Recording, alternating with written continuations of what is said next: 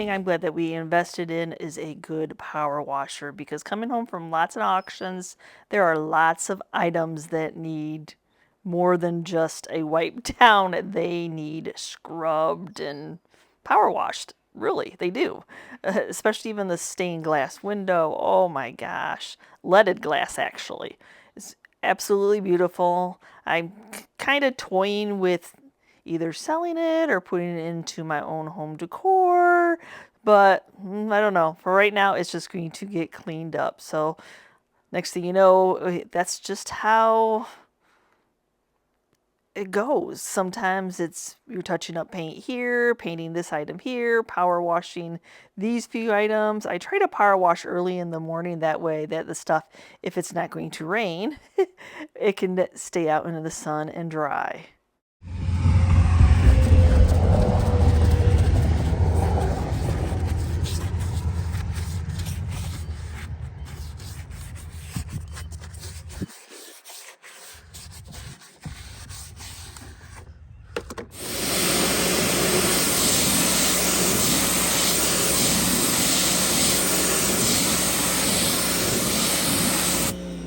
So I have a few more items I need to get washed up. I have a couple little caddies, this little box that I'm like, I don't know, maybe I'll come up with something to do with it. These definitely look like they have been maybe used with planters in them or terracotta pots, so the dirt is kind of like hanging down at the bottom. So I'm going to give them a good soaking, and then probably have to scrape off that dirt in the bottom.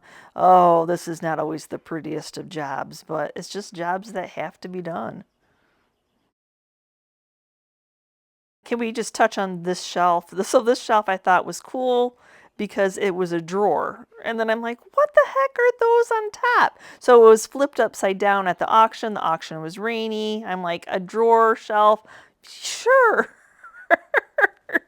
So sometimes you get stuff and you're just like, what the heck? It still needs power washed. I'll come up with a plan for it. Maybe I can take those big chunks of wood off the top, but oh my gosh, sometimes you just I don't even know why those chunks are on there. Hopefully I can just make it a little cubby of one drawer and take those.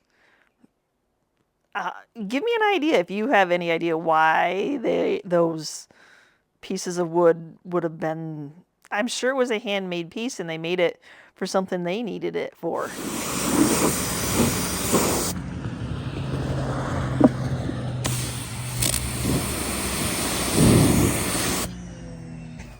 Okay, so how many of you all watching would take advantage like I did? I'm like, okay, it's a nice morning. The sun is shining. This side of the house, when we bought it, had little pieces of algae growing. I had the power washer on. I don't have any like scrubbing or 30-second cleaner or anything like that. But I'm like, you know what? I think I'm just gonna go for it with the power washer and see if I can get this side of our house cleaned off. That's not what I'm supposed to be doing, but that's what I'm doing. I don't know. Let me know if you get distracted like that, like the one you're power washing this, washing your car. Next thing you know, you're washing your house.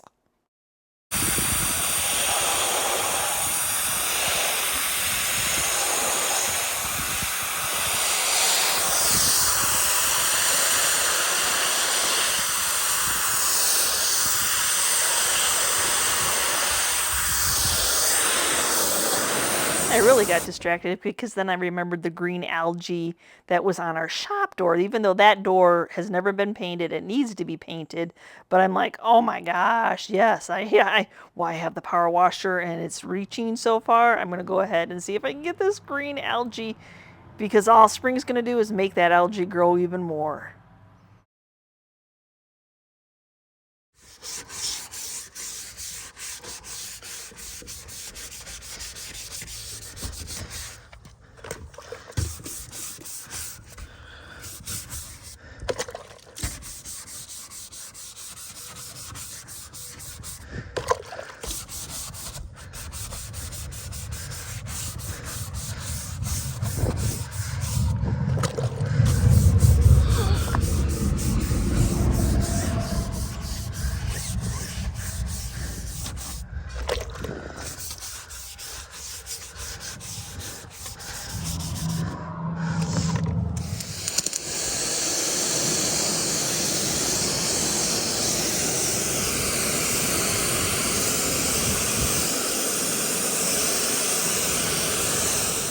I bet you sure do hear my spring allergies.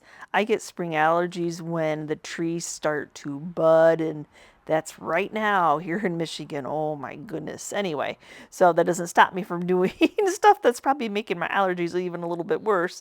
Well, the next thing you know, I notice, well, I kind of touched the cement when I was power washing that siding, so now I'm going to go ahead and did you know you could power wash your cement and how quickly it can get clean?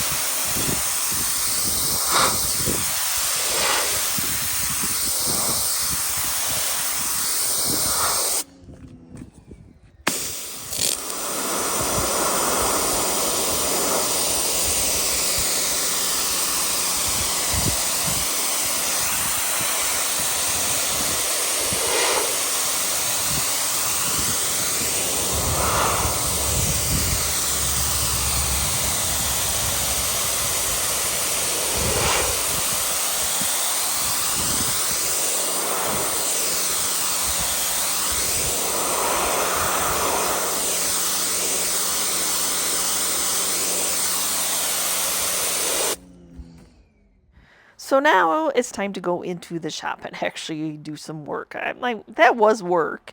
Don't get me wrong. Power washing is work. So, and it's satisfying. Oh, so satisfying. But anyway, so Chris has been working on the Pie Safe. This is Pie Safe we got at auction a couple auctions ago. And whether you love the paint job or not, the paint job is somebody's taste. So it's not something that's going to be sanded off. It's staying the way that it is. But the trim that keeps the screening on was not all there. We do have replacement screening, but Chris needs to cut new pieces of 1x so that you'd have trim to be able to reattach some screening.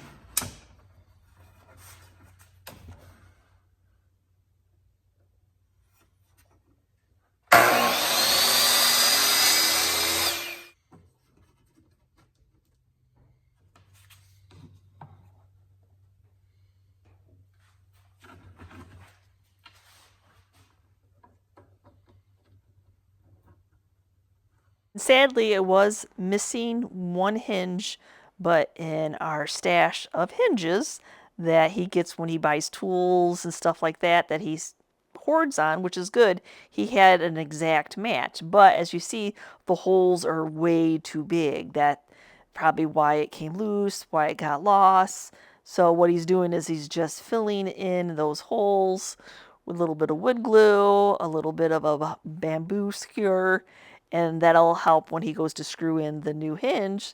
It'll give something for the screws to grab onto.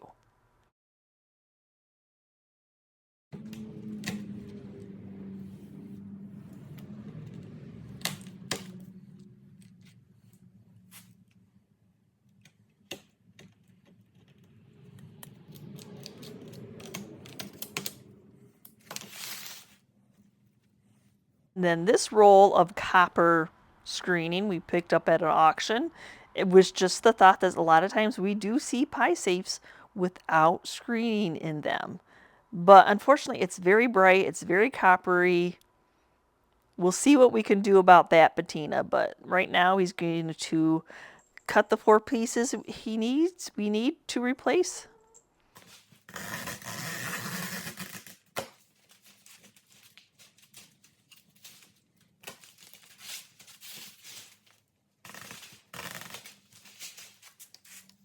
All right, so after some trial and error, we actually had bought this right here. It's supposed to brown brass, bronze, copper, and darken it. I put 3 coats on this stuff and it didn't touch it at all. But what I did do is I tried some vinegar spread it on, and then I used a heat gun on this little sample piece. And I don't know how well you can see it on camera or not, but it definitely darkened it up. So like I said, this stuff, we didn't find it to really do anything. So I'm gonna go and switch over to vinegar so we can get this project done.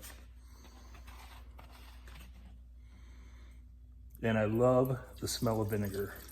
Not quite.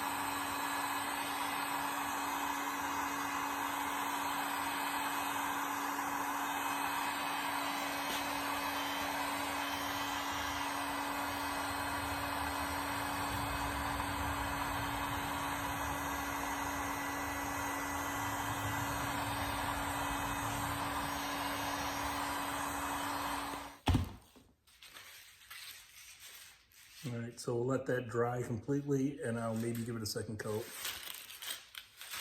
But I can already see it working much better. There's no really good way to match that original paint job, but we both agreed that if we just paint the trim pieces black, that would be a great. There is black somewhere in that paint job on the Paise. So I want to seal this wood in. I'm hoping for some crackling and crazing. I mixed up some black lantern from Sweet Pickens milk paint, and I'm going to go in with 2-3 coats because I would like it to crackle, but you know, milk paint, it's unpredictable with what it wants to do. So, and while that's drying, I'm going to work on the screening because the vinegar didn't work. There's 101 ways of people, you know, that they say you can darken and you can toilet bowl cleaner and you can do this, you can do that, you know, but it just takes time. So we want to get this project done. So y'all see what I'm doing. Oh yeah, I'm going for my Dixie Pels or Rusty Crusty itself. So I am going to use the primer, the Prime Start, just because I'm trying to tone down that really shiny coppery would overpower this piece if we just put them in like this.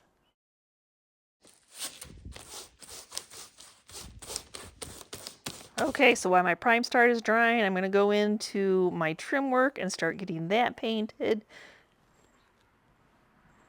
I did 3 coats of shellac, hoping that the paint wouldn't just soak into the wood and I would get some crackling and crazing, but I can always wish for the best.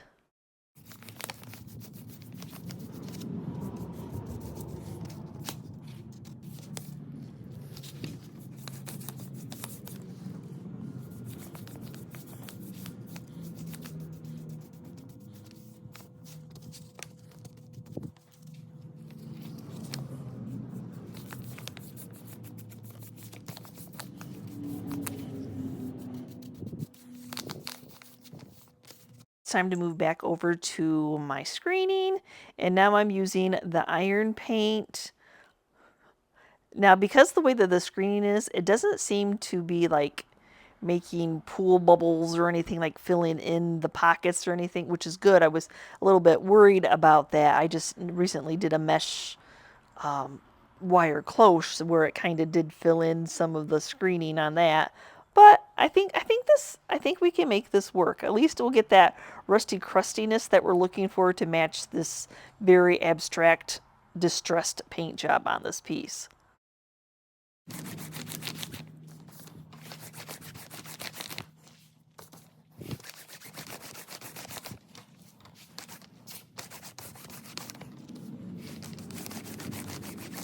The only color patina spray that I'm going to be using is the green patina spray. I'm going to have to flip it on both sides. This is the hard thing with the screen, that we had to do both sides of the screen because of course you're going to be opening the doors up.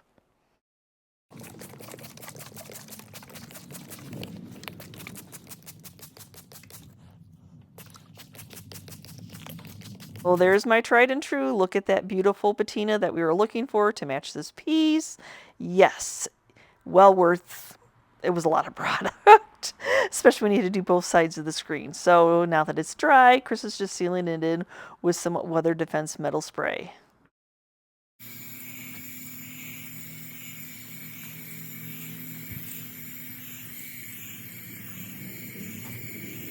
So fortunately, even after 3 coats of paint, 3 coats of shellac, there was no crackling, crazing on that lantern paint, on that trim.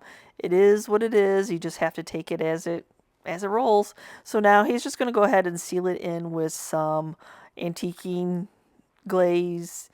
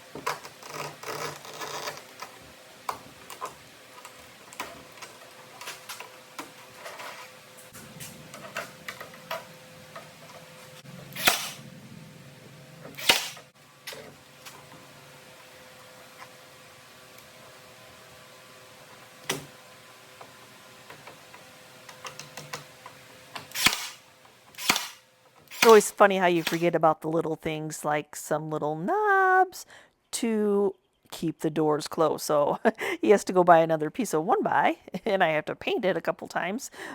But other than that, this is what it's going to look like. It needs cleaned yet, but just wanted to share the process with you all. What do you think of the patina on the screening and that black trim?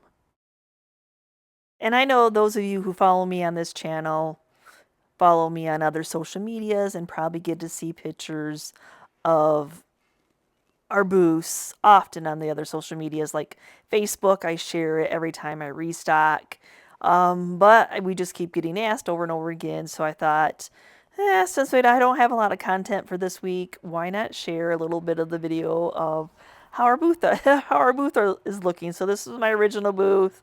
I'm looking like I'm going to be needing some furniture pieces. Ah, crud. Anyway, yes, so that'll probably be on my plate coming up. So look for those videos on the other channel. But yes, yeah, I love my candle display. Unfortunately, I cannot sell candles online. It's an exclusive area thing only.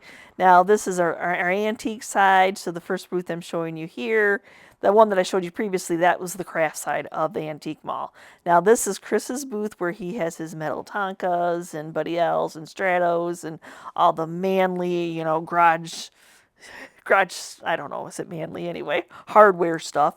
So yeah, this is his space. He just revamped it a little bit ago. I love how it turned out.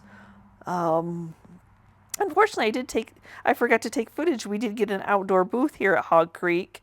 I forgot to take footage of it. Oh shoot. Anyway, that's what opened up the space because the trough that he had in there went to the outdoor space. So anyway, this is his little hole in the world, and he does really well selling tools and his metal Tonkas, metal toys. There you go. I'm never sure exactly what to call them. So this is my favorite space. Oh yeah, y'all. Show up 4 to 6 hours early at a estate sale, and you too can have yourself a swung vase. Don't get a life. Just go hang out at a estate sale for hours. Anyway, I'm trying to decide how I'm going to put my most recent pixie bendy knee elves in. I'm maybe thinking about another little case.